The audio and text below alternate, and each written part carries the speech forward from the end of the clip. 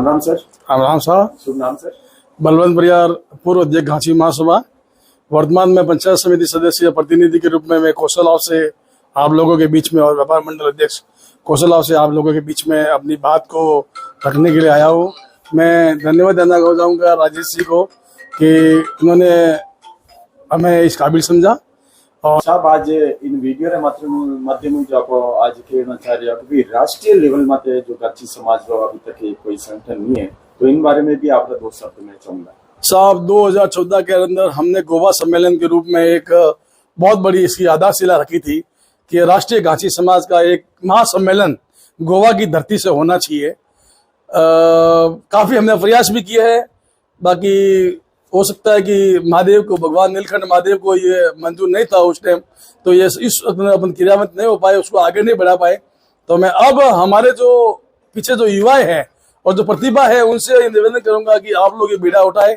हम तन मन और धन के साथ में आप लोगों के साथ में रहेंगे और समाज की एकजुटता प्रदर्शित करने के लिए आप इस स्तर पर, चाहे वो दिल्ली में रखे, चाहे हरिद्वार में रखे, चाहे गोवा में रखे, एक राष्ट्रीय सम्मेलन होना चाहिए। समाज के युवाओं से और समाज के सभी माता बहनों से भी निवेदन करना चाहूंगा कि शिक्षा के क्षेत्र में यदि काफी गांवों में, हर गांव में ढानी और गांव और ये समाज, पारा, पट्टी, सब जगह अपने देख लिए, मंदिरें बन गई, कई संस्थाएं भी बन गई।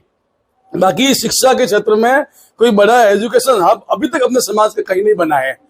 तो मैं समाज के अग्रणी बंधुओं से निवेदन करूंगा, इसमें मैं भी शामिल हूँ, मैं भी इसमें सहयोग दूंगा। तो मेरे कहने का मतलब इसमें यह है कि यदि समाज की कोई शिक्षा के क्षेत्र में, आज हर समाज से IAS, IPS, RS निकल रहे हैं।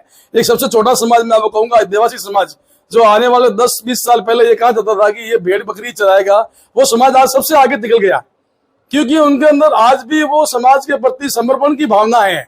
और यदि समर्पण और व्यक्ति का यदि समर्पण होगा समाज के प्रति, तो वो निश्चित ही अपने समाज के लिए कुछ न कुछ करेगा। तो मैं आप लोगों के माध्यम से ये समाज के रूप में एक मैसेज के रूप में देना चाहूंगा कि शिक्षा के क्षेत्र में राजस्थान के अंदर जयपुर या दिल्ली, जहां दिल्ली एक IAS और IPS का हब है, राजस्थान में जयपुर जो RS का हब है। तो मेरे कहने का मतलब यदि समाज की यदि आपने साल की 10-20 प्रतिभा भी निकाल दी, तो आने वाले समय के अंदर घांची समाज, जो आज ये कहना पड़ता है हम लोगों को कई जगह, क्योंकि कई जगह पे घांची समाज की जो समाज की जो प्रतिभा है वो काफी कम देखने को मिलती है। तो मैं राजेश जी आप लोगों के माध्यम से ये कहूंगा कि शिक्षा के क्षेत्र में भी जो आज कार्य है, ये राजनीति के क्षेत्र में अपना प्रदर्शन यदि पूर्ण रूप से इस प्रकार से दिखाओगे तो वो दिन दूर नहीं जब घांची समाज का डंका पूरे भारतवर्ष में बजेगा।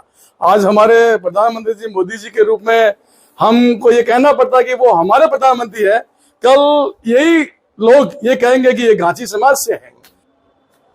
राम सर। राम साहब। शुभ नाम सर। बलवंत बरियार, पूर्व अध्यक्ष घांची महासभा। वर्तमान में पंचायत समिति सदस्य प्रतिनिधि के रूप में मैं कौशल हाउस से आप लोगों के बीच में और व्यापार मंडल अध्यक्ष कौशल हाउस से आप लोगों के बीच में अपनी बात को रखने के लिए आया हूँ।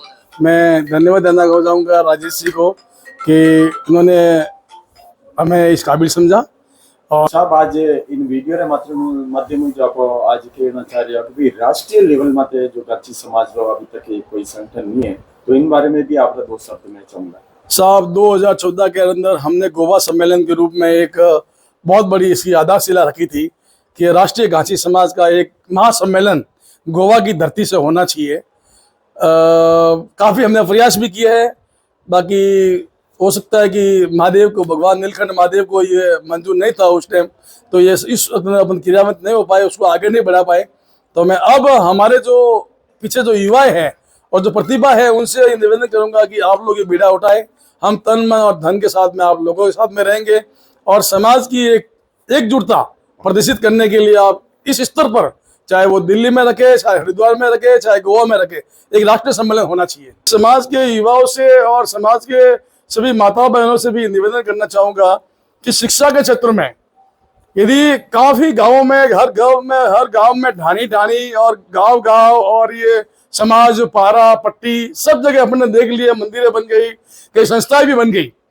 बाकी शिक्षा के क्षेत्र में कोई बड़ा एजुकेशन हब अभी तक अपने समाज का कहीं नहीं बना है।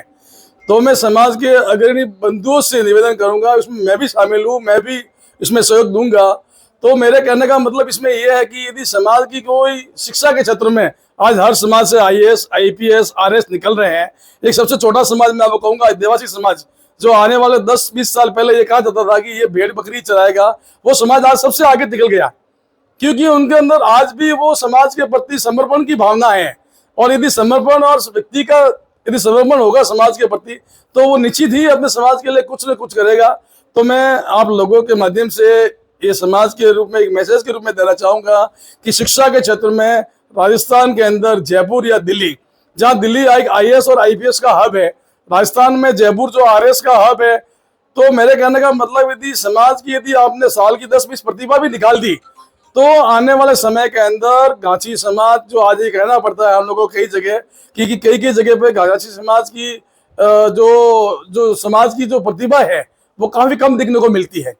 तो मैं राजेश जी आप लोगों के माध्यम से ये कहूंगा कि शिक्षा के क्षेत्र में भी जो आज कार्य है, ये राजनीति के क्षेत्र में अपना प्रदर्शन यदि पूर्ण रूप से इस प्रकार से दिखाओगे तो वो दिन दूर नहीं जब गांची समाज का डंका पूरे भारतवर्ष में बजेगा। आज हमारे प्रधानमंत्री जी मोदी जी के रूप में हमको ये कहना पड़ता है कि वो हमारे प्रधानमंत्री है, कल यही लोग ये कहेंगे कि ये गांची समाज से है।